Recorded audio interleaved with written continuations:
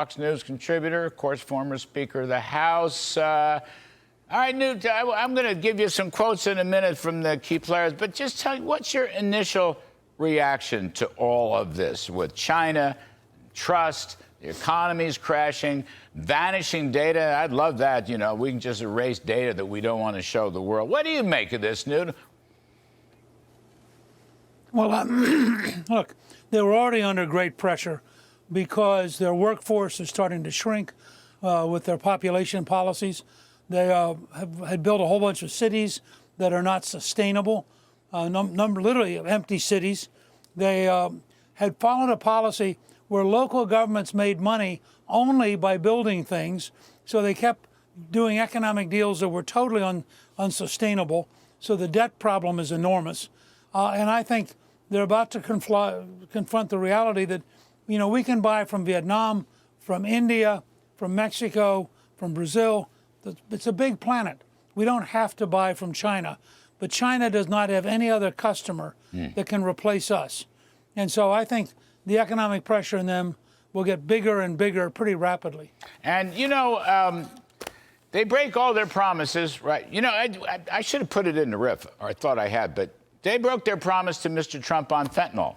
They broke that promise at the G20 meeting. I was there in Argentina in late 2019, as I recall. They broke that promise on fentanyl.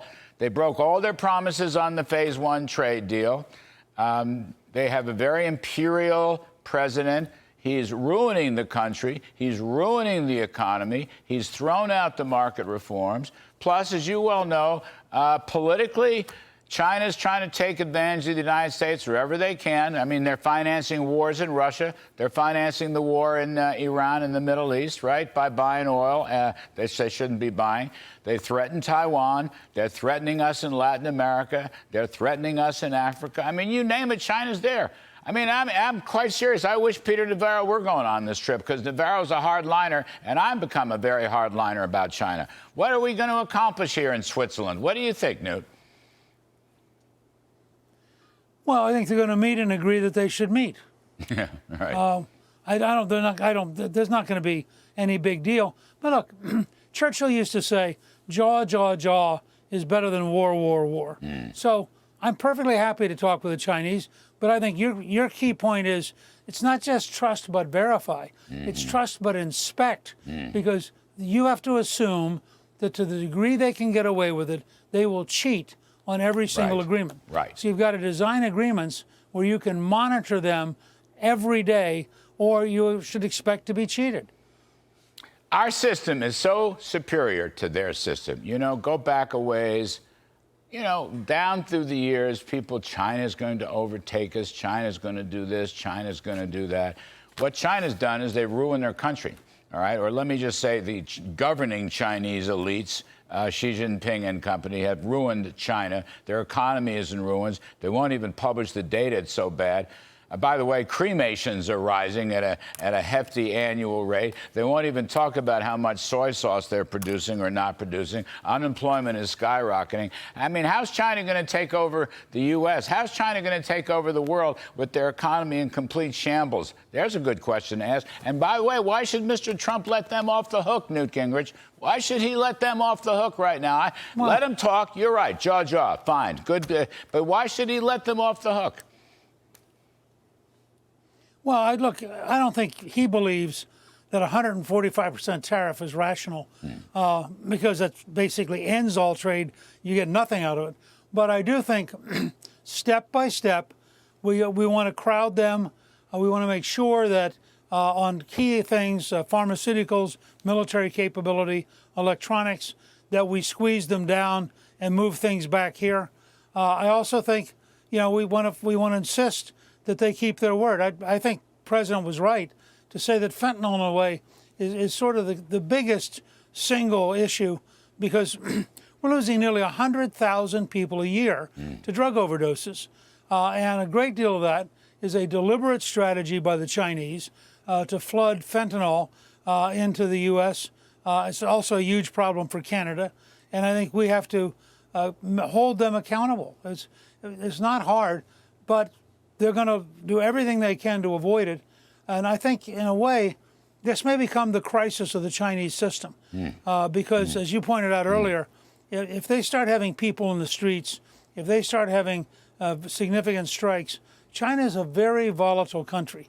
And it can very easily suddenly spin out of control. And I think Xi Jinping has to be very aware that he's now riding a tiger.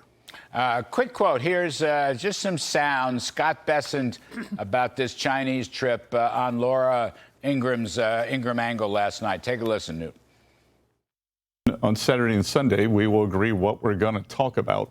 My sense is that this will be about de-escalation, not about the big trade deal.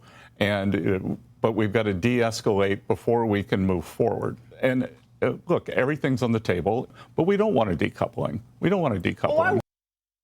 Well, I don't know. I mean, to a large extent, we are going to decouple. I mean, I think that's what reciprocity is going to deliver. But we will see on that point. But look, you're right. 145% is a tariff's too high. But I'm willing to bet, no matter what happens, perhaps Mr. Trump will adjust that tariff slightly lower, right? Maybe there'll be some carve-outs and some exemptions. Okay, fine. But in the first go-around, we were on the China trade team. We kept the tariffs on China during the negotiations. I'll bet you Mr. Trump keeps the tariffs on China during these negotiations. And by the by, if somebody thinks there's a quick fix coming, think again. These things will drag on forever, Newt. They'll drag on for never because the Chinese are impossible. And as you say, you know, you don't trust. You can't really verify. I don't know how you verify. They're just going to go on forever. Look, if we can get a good deal with India, get a good deal with Japan and Korea, get a good deal with Vietnam, we're surrounding China with very desirable economic opportunities that are not going to be available to China. And then if we can get the Europeans to talk sense, you could have by this summer, probably late summer, but you're going to suddenly have a tariff regime that makes sense, that is profitable to the U.S. both in revenue and in job growth. And you combine that with the amazing job they have of getting investments being poured into this country. I'm writing a piece for Friday about the coming Trump boom, which people may think is a little over the top. But I fully expect if we can pass the Economic Growth Act by the 4th of July, and we can then be in a position to get the tariffs done, I think we'll be in a boom by next summer. By the way, we're on track. We're running, let's see, my pal Joe Lavorgna did a study. We're 45% higher in tariff revenues year to date, and we're on track to do $125 billion in tariff revenues at least. And that doesn't include, you know, what's out there that has to be put into place. This is just the early beginning with respect to steel, aluminum, and the baseline tariff. So we could be on track for a couple of $100 billion of revenues, which could be used for even more tax cuts and an even bigger blue-collar boom, Newt Gingrich. Well, and also, if you combine that with cutting federal spending significantly, which will reduce pressure on the Fed, we should have lower interest rates by the end of the year. We should have lower tax rates by the end of the year. We should have less regulation slowing down economic activity and growth. These brand new factories coming in, and you've pointed out repeatedly, 100% expensing on new factories, which may well be out for the next 4 years. I mean, everything is being put in place for a remarkable level of economic growth. Newt, we should have a new pope by the end of the year, but today's voting, nothing but black smoke. And I just learned this, I forget who sent me this, but after 3 days, if they don't elect a new pope, the meals get smaller and smaller and smaller as each day goes on. That was put in by John Paul II. Who are you picking to be the next pope? And can we get a conservative? In fact, can we get a new John Paul II as the next pope?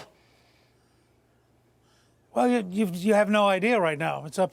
You have 131 people. They are presumably praying and listening to be guided by the Holy Spirit. Callista pointed out to me that I don't think a pope was picked on the first vote since 1370. So I didn't expect to see white smoke today. But I have a hunch that they will coalesce pretty quickly, and probably within 3 or 4 days, we will have a new pope. Interestingly, one year, people got so frustrated. I think it took 3 years to pick a pope, and towards the end, they tore the roof off of the building so that the rain and the snow would convince them to finally get the job done. We checked that, by the way. Yeah. That was in the 14th century also. Not even you or I were around then to have witnessed that. So they're going to have to get it done the next couple of days. Otherwise, they're going to starve each other to death. I mean, can we get a traditionalist? Can we get a conservative back in? I'll ask it one more time. Well, I think you're going to find somebody who sustains the core of the church, who is not necessarily going to be far to the right of Francis, but he's going to be much more stabilizing and much more focused on reassuring people. You have 1.3 billion Catholics on the planet, and I think they want a leader who reassures them of the basic core principles of the Catholic Church, and I suspect that's what you're going to get. You're also going to get somebody who has to focus on the finances of the Vatican, because the Vatican right now still has a substantial financial difficulty, despite the best efforts of Pope Francis. Well, I'll say on the optimistic side, we'll have to let you go, but, around this Easter season, a lot of discussions, people getting baptized into the church left and right, particularly younger people, Newt. Younger people getting baptized. And I've said before, I was just going to say, one of the things I love the most about Mr. Trump, he's putting religion back into play. He's putting God back into play. He just had his National Day of Prayer. There's a whole religious revival going on, which I think is authentically being sponsored by President Trump. I just love that. Last word to you. No, I think a lot of young people have realized that the nihilism, the drugs, the lack of purpose in life, the very things that have led to so many tragic suicides, for example, that's not a future. And I think you're seeing a very substantial shift towards more classical conservative values and towards seeking a spiritual meaning in life, which in the end leads them back to the Bible and to God. We can't get along without God. Some of us learned it the hard way, some of us learned it, but we can't get along without God. Newt Gingrich, you are wonderful, sir. It's a pleasure to talk to you about all these topics. Thank you very much. Best to Ambassador Callista.